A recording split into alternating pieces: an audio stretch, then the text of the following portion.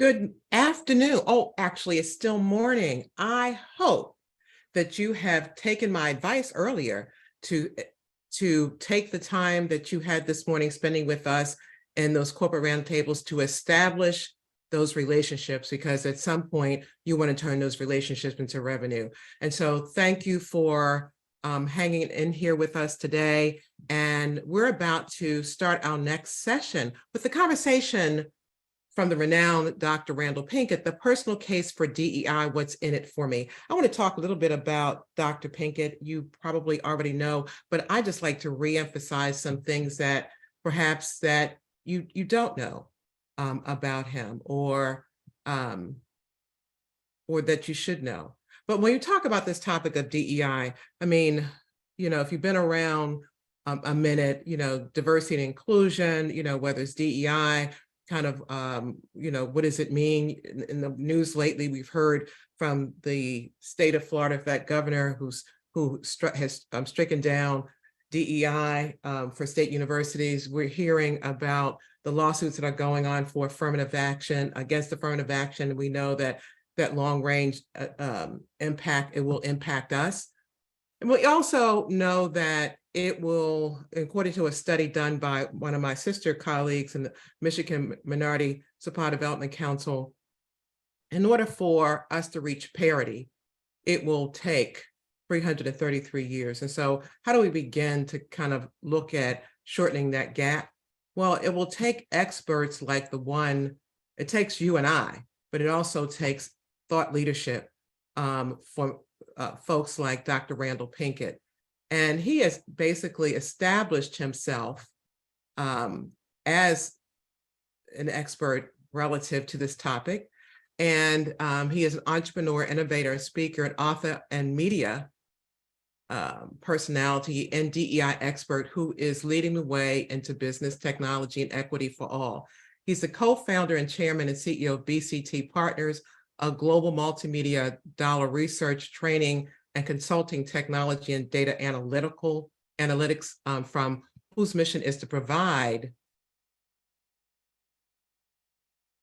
insights about diverse people that lead to equity. His company has been recognized by Forbes as one of America's best consultant management firms.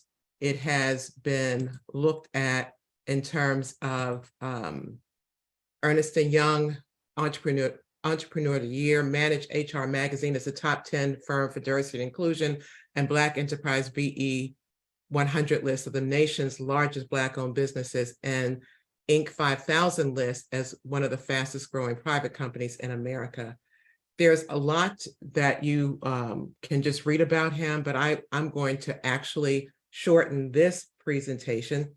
One of the things that there is a laundry list of awards and his degrees that he's earned, but you may remember him as I remember first seeing him, of course, is on The Apprentice. And I will tell you this and let you go to just the kind of person he is. I remember after he won The Apprentice, my husband and I were in Georgia Brown's in Washington, D.C., true story. And he came in with his wife, and I told my husband, I'm gonna go over and introduce myself. And I did. And from that point in time, I engaged him to come speak to some minority businesses. And we have had that engagement ever since. And he's back here today with his new book, DEI Driven. And I am so excited that he's here. And so let's hear from Dr. Randal Pinkett. Thanks. Thank you, Sharon, for that wonderful introduction. I vividly remember meeting you at Georgia Brown's. Not only was it tasty food at their restaurant, but it was also a wondrous occasion to have met you and to have built this relationship, because that was, I'm going to say, roughly around 2005, 2006. So it is an honor and a privilege to be back with the Capital Region Minority Supplier Development Council, and a big shout out to you, Sharon, for your continued leadership in this minority business enterprise supplier diversity space. You've been a leader among leaders, and you've led this organization through what continue to be some very, as you gave voice to, some very challenging yet opportunistic times. There's strange juxtapositions one of the best times to be an MBE. It's also one of the most challenging times to be an MBE. So Sharon, I thank you for your friendship, for your leadership, and for this opportunity to reconnect with my family here with CRMSDC. In that same vein, let me give a special shout to Shakira Garcia, who is chair of the board. Let me give a shout to Sonia Hobson, chair of the MBE Input Committee, also known as the MBEIC, to Joan Hairston, director of corporate services and director for this event, and to the entire CRMSDC board of directors and all sponsors and everyone gathered, not the least of which my fellow minority business enterprises. I am a proud minority business owner. I've been in business for 31 years. I started my first business in college. So when it comes to these matters of matchmaking, or shall I say super matchmaking, let me get that right. This is a day and an event and an organization that are all near and dear to my heart.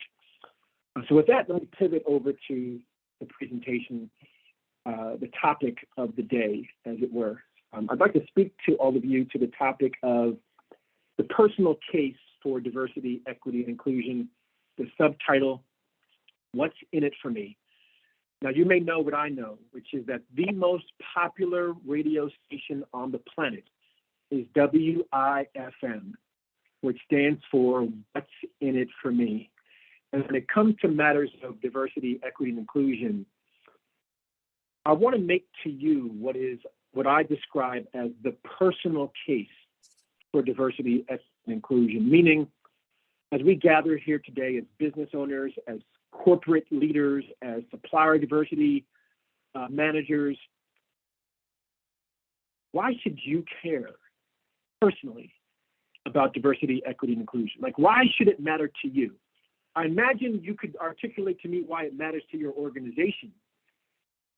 But as a minority business owner myself, when I have 1,000 different things on my plate to get accomplished and out here trying to find and connect with corporate leaders to close deals and to find opportunity, why should I care about diversity and inclusion for me as a business owner, for me as a corporate leader, or for me as a supplier diversity manager? I'm going to make a case today of why you should care, WIFM. And for me, this conversation begins for me back in 1994. In 1994, I was named the first African-American to receive the Rhodes Scholarship at Rutgers University. I graduated from Rutgers in 1994. And what you see there is me on the left. That's me, a younger version of myself. That is Dana Brown standing next to me, who was the first woman to win the Rhodes Scholarship at Rutgers. And to the far right is Nima Warfield, who was the first Rhodes Scholar from a historically Black college or university, HBCU. So all three of us made history for different reasons as first to receive the Rhodes Scholarship. And that meant we traveled from the US to the UK. Now, for me, leaving the US at the age of 21, it was my first opportunity to leave the continental United States. I had never left the country prior to that. And as I learned from my experience, there are differences between the US and the UK. Here are my fellow 70 global Rhodes Scholars. So as I was a part of this global class of Rhodes Scholars, I learned that there are differences between the US and the UK. Among them, we drive on the right side of the road, they drive on the left side of the road. Some of you are aware of this. Our light bulbs screw in, their light bulbs snap in. And I almost broke my hand trying to screw in a light bulb that snapped. We call it gasoline, they call it petrol. We call it takeout, they call it takeaway. We call it fries and chips, they call it chips and crisps. And so these are some of the differences. But among the greatest cultural shock for me, and I say this with all due respect to anyone who has any connection to the UK, this is just my experience. When I got to the UK, I realized I did not like the food. That's just me. I'm not blaming the UK. I take responsibility, but I did not like the food. And as a result, I didn't eat much. And as a result of that, I lost weight. Now, you can look at my picture there and say, I did not need to lose weight, but I lost about 15 pounds from not eating. And I came home from my first trimester at Oxford, which is where you go when you're a Rhodes Scholar. And my mother saw me walk in the door and she said, boy, what in the world happened to you? Wait, what happened? You lost all this weight. She said, you look like you have on pinstripe pajamas with one pinstripe. That's how thin you are. He's worried. Like, what are we going to do? I said, Mom, it's the food. It just is not as good to me as the food I grew up with. And my mother gave me some advice in that moment on that day that I will never forget because it transformed my overseas experience. She said, son, I could teach you how to cook food from what you grew up with, but here's a better idea. I said, what's the idea, Mom? She said, my recommendation is that when you go back, ask someone from another country to teach you how to cook a dish from their country. I said, okay, Mom, I'm willing to give it a try. So I went back to Oxford, and the second trimester, I learned how to cook Chinese food from somebody from China, who also happened to have parents who ran a Chinese restaurant. Imagine. And I learned how to cook dishes from Jamaica, like curry chicken, and Africa, and Germany, and Brazil, and Cuba. I have now this eclectic culinary repertoire, all from that one piece of simple advice. And not only did I put the weight back on, because Lord knows I needed to, but in learning about global cuisine, I learned about global culture. And now, 30 years later, as I do business in Jamaica or China or Brazil or Cuba or anywhere across the globe, I now have a better understanding of who is sitting across the table from me based on that one piece of advice that my mother gave me. And so my mother gave me some clear and convincing lessons about the personal case, the personal value of diversity, equity, and inclusion. Before I talk about the personal case, the personal value of DEI, let me talk about two trends that set the stage for this conversation. The first trend is diversity. No surprise here. No surprise here is diversity. The first trend is that we are living in an increasingly diverse global society. Once called minority groups are now emerging as majority groups. They will be the majority in America by the year 2042, which is less than 25 years away. They are already the majority in several states, California, Hawaii. They will be the majority soon in Texas, New York, Florida, Georgia, of all states, within less than a decade. 70% of new entrants to the work world are women and people of color, 70%.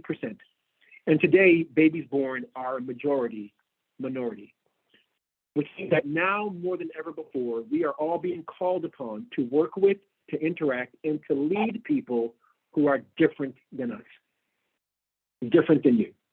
You can accept this, or you can move to the 51st state of the union, the state of denial. The second trend is something that Sharon actually gave voice to. So thank you, Sharon, for your opening remarks once again. If the first trend is diversity, the second trend is reversity, which is organized resistance, diversity, equity, and inclusion, to supplier diversity, to economic parity, to all the reasons why we're here today. And so you see the signs, and again, Sharon gave voice to this. You see the signs, the manifestations of reversity in several ways. You see it in bans to what is described as critical race theory. You see it found in legislation aimed at limiting discussions of race, privilege, inequity in schools, including Florida's Stop Woke Act. We see this in bans of books in libraries and other public facilities, whereas Texas is currently leading the way in that conversation, or dare I say that debate. And we see this all under the banner of efforts called anti-wokeness. I don't think I'm being too grandiose, CRMSDC family, in saying that I believe the single greatest threat to our democracy are the growing divides in our society. I'm talking about the gap between the haves and the have-nots, between the wealthy and the poor, between the rich and the rest, between young and old, black and brown and white, LGBTQIA and heterosexual, Democrats and Republicans, agnostics and believers, Fox News and MSNBC and CNN, and perhaps the longest standing, deepest historical divide that is tearing our country apart, iPhone versus Android. It is tearing us apart. That's right, I said it. One of my favorite TED Talks is by a Turkish storyteller named Elif Shafak. The TED Talk is called The Politics of Fiction. And in her TED Talk, Elif Shafak reminds us that we all are born into a certain social and cultural circle. That is, we're all born into a certain family, a certain race, a certain ethnicity, a certain class, a certain nation. But if we have no connection whatsoever with the world outside of the one that we take for granted, we can suffer the equivalent of a social or cultural death. And that our society is increasingly comprised of communities of the like-minded.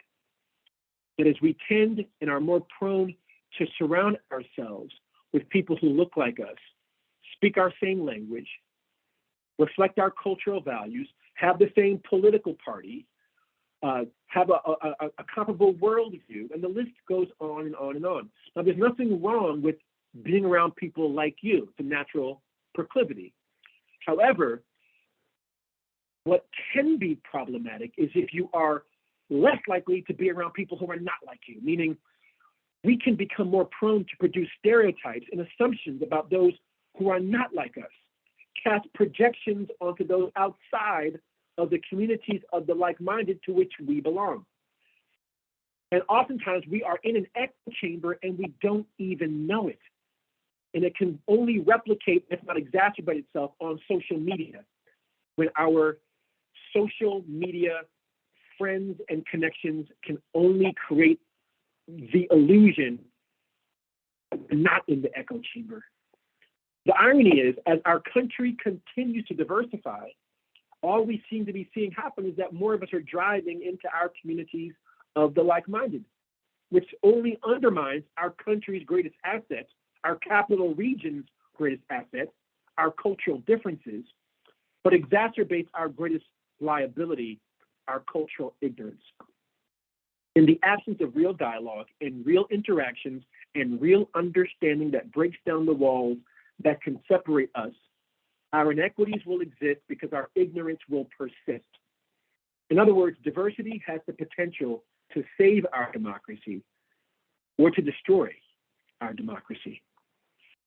And so the solution does not lie in blacks learning more about whites, or Hispanics learning more about blacks, or whites learning more about Hispanics, or Asians, or the list goes on, but rather in all of us learning more about each other. And there are only two places where you have no choice but to be around people who are different than you: work and school. That's it. Outside of work and school, you have complete choice of who to surround yourself with, which means if you're like me and like many of you and you're out of school, that leaves only one place where you must engage with difference, and that's work. And that's why it is imperative upon all of us as MBEs, as corporate leaders, as supplier diversity managers, that we are intentional in these super matchmaking events and beyond of connecting with people that are different than ourselves, because that's the essence of what the Capital Region Minority Supplier Development Council is about. When the council says, in number 5, that they connect stakeholders across our ecosystem to drive economic development and opportunity across the Capital Region, we're talking about for everyone. And that can only happen if we ourselves are connected across that ecosystem. Let me say it this way. I believe that the arguments for diversity, equity, and inclusion have been made very clear from an organizational perspective. That is, you can go to most, if not many organizations' websites and find a statement of commitment that explains the value to them for diversity, equity, and inclusion. And those benefits have to do with attracting the best talent, generating the best ideas, understanding the different cultures that they engage. For example, some of you know this, studies have shown that if you embrace diversity, equity, and inclusion, it can allow you to outperform your competition by as much as 35% financially. I'm talking about the bottom line. I'm talking about earnings before interest, taxes, depreciation, and amortization, EBITDA. That's what I'm talking about. So if that's the business case for diversity, equity, and inclusion, it's a personal case. Meaning, why should you care? WIFM, what's in it for you? Why should we as individuals care about having more diverse relationships, displaying more inclusive behaviors, and embracing more equitable practices? Well, I believe the personal case for diversity, equity, and inclusion has to do with cultivating your best talent. I'm looking at you. Generating your best ideas. I'm looking at you. Understanding the different cultures that you engage. And studies have shown, research has been done that has found that when you embrace diversity, equity, and inclusion, it enhances your personal growth. It allows you to foster your own diversity of thought. Get this, studies have shown it improves your health and your wellness. I could stop right there. It enhances your learning at school and work. It enlarges your network of relationships. It increases your range of opportunities. And guess what? It also leads to better performance for you and for your business. And I could definitely end right there.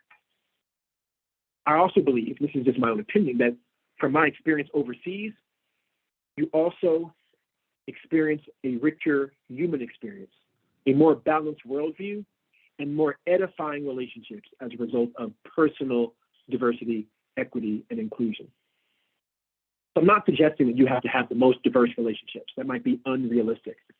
I am suggesting you have to have diversity in your relationships. I'm not suggesting you have to understand every culture, but I am suggesting you have to seek understanding of different cultures. And that, my friends, is on you. It's not on your company. It's not on your organization. It's not on your employer. It's on you. Change ultimately is predicated upon people changing. Organizations do not change. People change. And so now you might be asking, well, how do we do this? How do I pursue a path forward that's more diverse, more inclusive, and more equitable? So that's exactly why I wrote my latest book, my fifth book, in fact, Data-Driven Diversity, Equity, and Inclusion. And we'll be auctioning off, raffling off copies of this book today. So some of you get a free copy, in fact. A data-driven diversity, equity, and inclusion is about the tools and metrics you need to drive either of two paths. Personal diversity, equity, and inclusion for you, or organizational diversity, equity, and inclusion for your organization. It's almost like two books in one. And I'd invite you to go to datadrivendei.com. Datadrivendei.com. You will find free templates, tools, resources, metrics, and case studies to scaffold you along your journey. But let me give you a bit of scaffolding right here, right now, something you can take with you for your companies, for your minority business enterprises, for your supplier diversity efforts focused on you. And I'm going to break it down under this banner of cultural humility. Now, some might describe it as cultural competence, but I describe it as cultural humility because cultural competence says or paints the picture of building up my competence to navigate and lead different people. Cultural humility takes it to another level. It's not just about how effective you are in navigating these cultures, but how you humble yourself. Cultural humility. How you humble yourself to recognize that you can never learn all there is to know about all cultures. And so you're constantly learning, constantly growing, constantly seeking greater understanding. And as you can see from the slide, it's broken down into 4 components: cultural awareness, cultural knowledge, cultural skills, and cultural encounters. So let me break this down real quick, and then we can open the floor for questions and answers. Cultural awareness. Cultural awareness says the first and most important step of your journey for personal diversity, equity, and inclusion is raising your awareness of different cultures. I think of awareness like awareness is to DEI what an instrument panel is to a pilot. A pilot has a difficult time flying a plane without an instrument panel. You would have a difficult time navigating other cultures unless you're aware of your culture and other cultures. And here I would recommend a wonderful book to you called The Culture Map by Dr. Aaron Meyer, The Culture Map. What the Culture Map does is it maps your cultural preferences and then gives you insight to other cultural preferences. Let me give you a quick example. Some cultures are very expressive. Body movement, hand gestures, volume modulation. If you haven't figured it out, that's my culture, right? Like, that's me. But some cultures don't do body language, don't do body movement, rather, don't do volume modulation, don't do hand gestures. It's neither right nor wrong, neither good nor bad. It's just different. If you can imagine, somebody from a reserved culture could see me as being aggressive with all of this activity. And somebody from my culture could see them as being aloof, but it's not the case. It's just different. So knowing your cultural preferences and then appreciating other cultural preferences allows you to navigate all cultures. And so that is awareness. And I would offer to you a test that can help to measure your biases, your preferences, called the implicit association test, to gather some data on where you are relative to your preferences along the lines of gender, race, age, disability. The list goes on at implicit.harvard.edu. So the implicit association test out of Harvard University. It's very popular, also sometimes very controversial, but I'd invite you to the IAT, implicit association test. There's also 2 books I recommend to you: Blind Spot by the authors of the implicit association test, and Blink by Malcolm Gladwell. Blink is a fascinating read of the largely unconscious ways we live our lives, the unconscious ways we choose our friends, the unconscious ways we choose our careers, even the unconscious ways we choose our life partners, our spouses, who we date and who we marry, our significant others. In fact, somebody out there must be thinking back on somebody you dated and thinking, I must have been unconscious when I made that decision. Let me move on. That's awareness. Next up, cultural knowledge.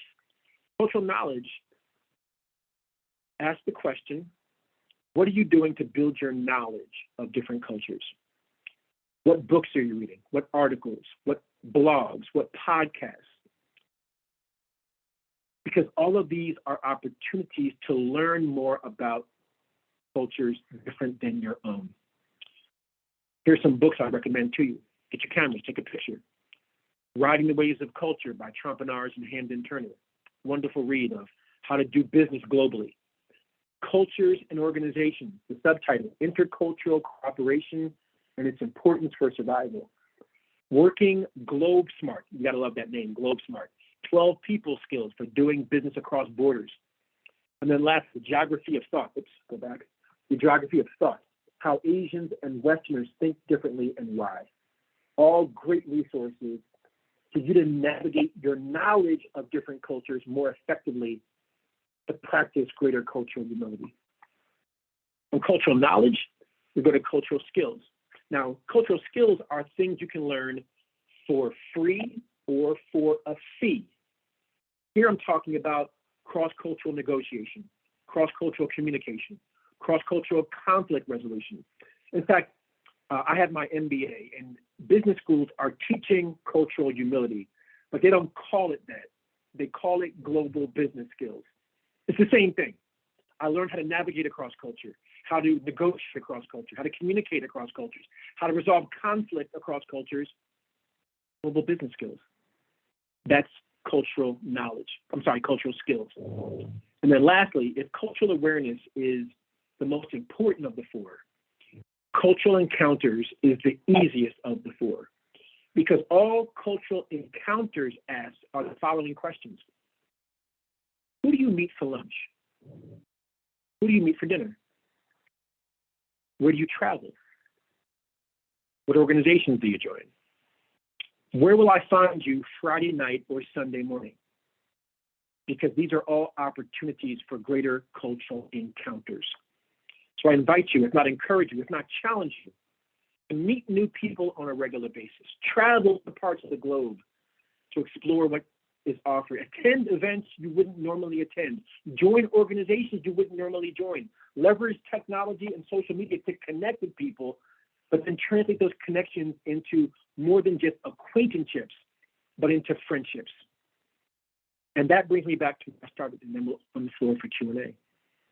Again, my mother said to me something that was so powerful and profound that it transformed my journey.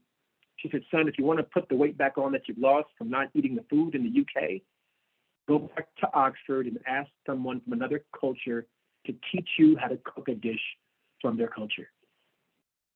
And in doing that, my mother adopted a mindset that she instilled in me that took a personal moment and transformed it into a personal movement. A mindset that transformed my cultural myopia into multiculturalism. A mindset that transformed a simple meal or a series of meals, clear and convincing message about the personal case for diversity, equity, and inclusion. And so in closing, if I could tie it all together, getting back to my introductory remarks, I talked about two trends, societal diversity and societal reversity. And that communities of the like-minded being the single greatest threat to our democracy, the growing divides in our society as a threat to our democracy, and how this landscape needs new leaders like you who are culturally humble. But if I could summarize my message into one word and one word only, that word would be commitment. This is ultimately CRMSDC about a personal commitment to embracing principles such as seeing diversity as something to be valued, seeing our global world as something to be explored, and seeing communities of the like-minded as something to be bridged. In other words, it's not enough just for you to get outside of your comfort zone. That might be old school advice. Getting outside of your comfort zone is half of the challenge. The other half is being a bridge between communities that would otherwise be disconnected. That means you bridging Democrats and Republicans, you bridging the haves and the have-nots, you bridging communities that would otherwise be disconnected, or we will lose what is now the frayed fabric of our democracy and our society. Would you be that bridge? Can you be that bridge? You must be that bridge.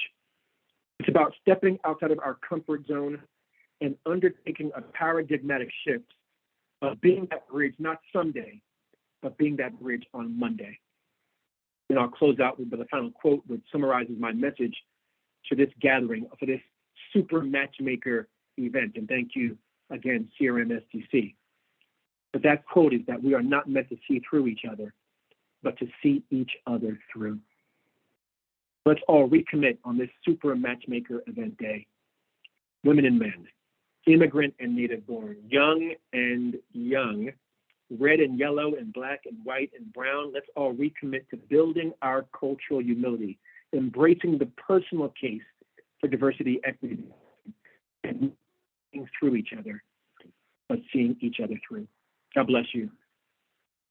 Sharon once again, and I look forward to seeing you.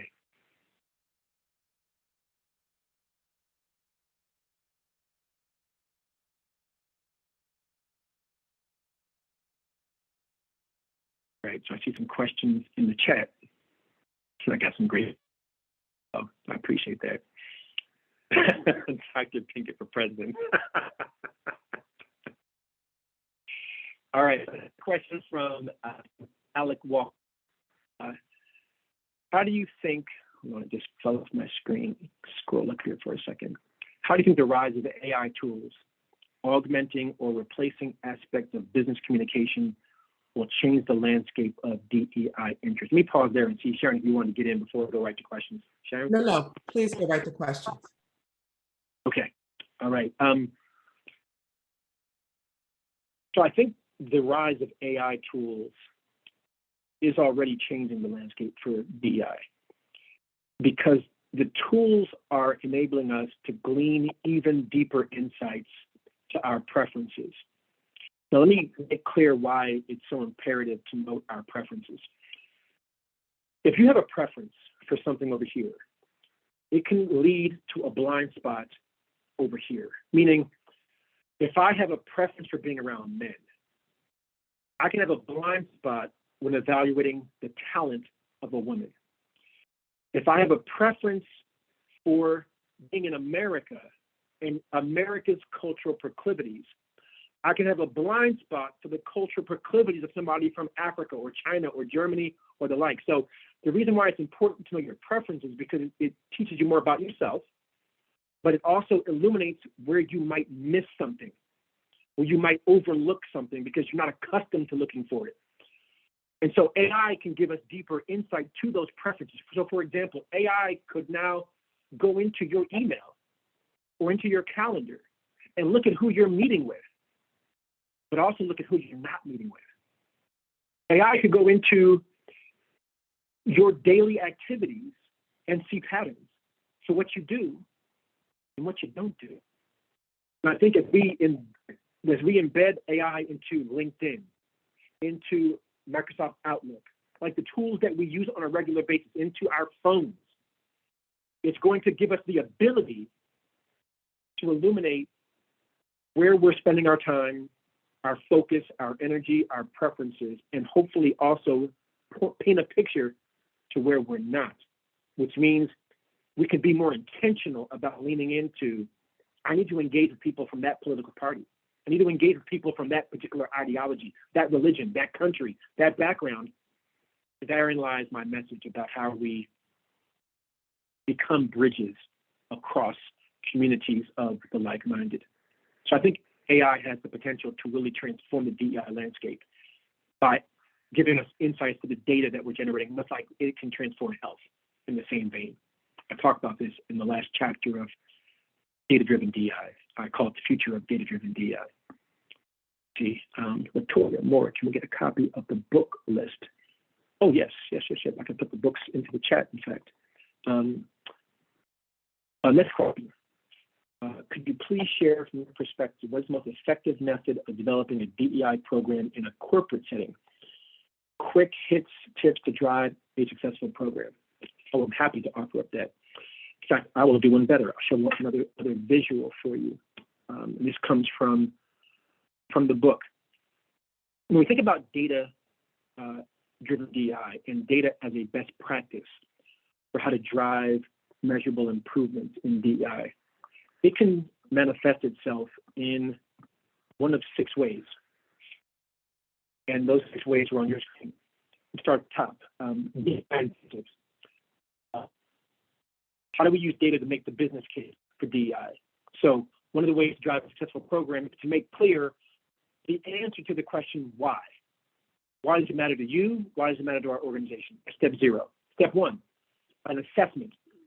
Conduct an assessment of your organization or yourself to get a baseline and a profile of where you are. If you want to know where you're going, you must know where you are. That means the 4 Ps: people, policy, practice, and performance.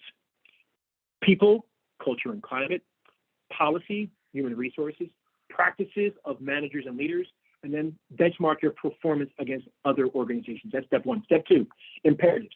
What do you want to do?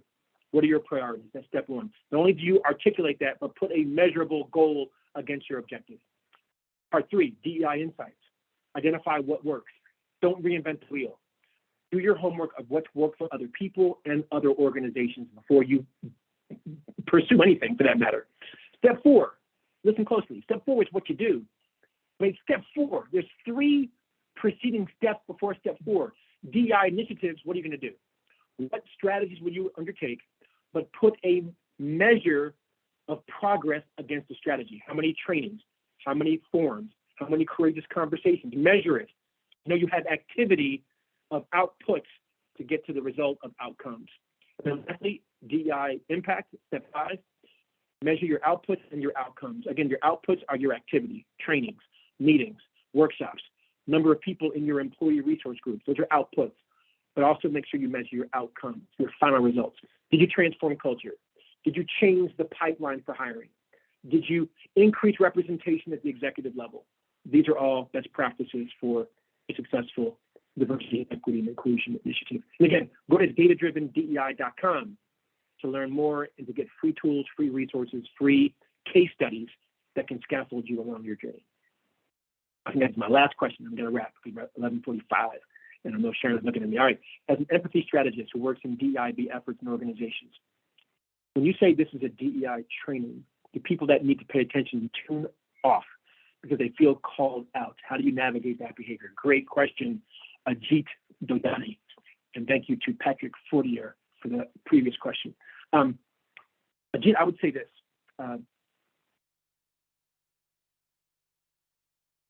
First of all, use different language. There's debate, discussion, and dialogue. The goal of a debate is to win. The goal of a discussion is to decide. The goal of a dialogue is to understand. It's the easiest of the three. If we frame it as a dialogue and facilitate it as a dialogue and say to everyone, our goal is not to convince you or to direct, it's to challenge you and to invite you into a dialogue to learn about others. That's it. We want you to learn about others, to engage in dialogue. And if we can frame it in that way, I think it looks far to people into the conversation and not being defensive, but rather feeling invited. So I think when we make those distinctions, debate, discussion, and dialogue, frame it as a dialogue, and I think you'll find it helpful. And if you want a tool, I'm all about tools. There's a great tool out of Stanford called LARA, L-A-R-A. It's highlighted on the Data-Driven DEI website.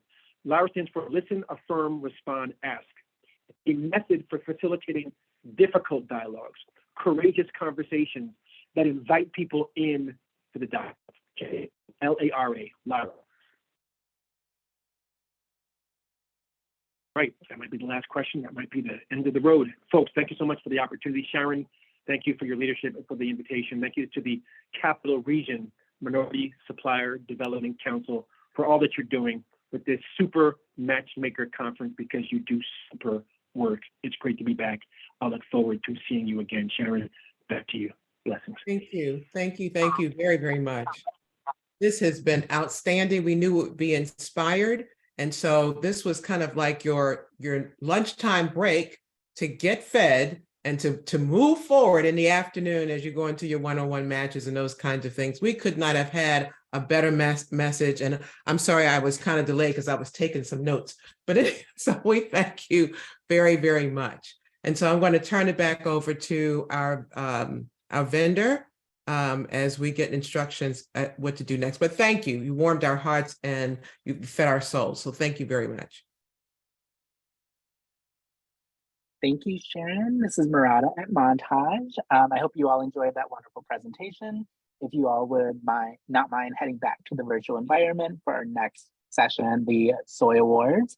The link will be provided right in the auditorium, or you can go directly to it. Thank you so much, and we'll see you all there.